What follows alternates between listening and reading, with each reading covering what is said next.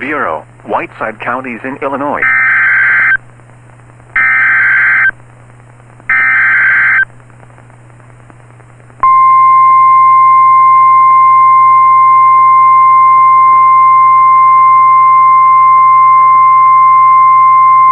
The National Weather Service in Chicago has issued a severe thunderstorm warning for central Ogle County in north-central Illinois until 6:45 p.m. At 5:51 p.m., a severe thunderstorm was located over Lost Nation, or near Dixon, moving northeast at 55 miles per hour. Hazard, 60 miles per hour wind gusts and quarter-size hail.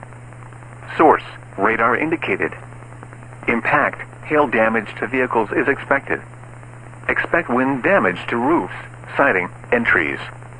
Locations impacted include Oregon, Byron, Lindenwood, Davis Junction, Kings, Chana, Lost Nation, Monroe Center, Hillcrest, Stillman Valley, Woosung, Grand Detour, and Rochelle. For your protection, move to an interior room on the lowest floor of a building.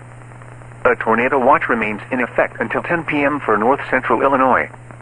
A tornado watch also remains in effect until 10 p.m. for north-central Illinois.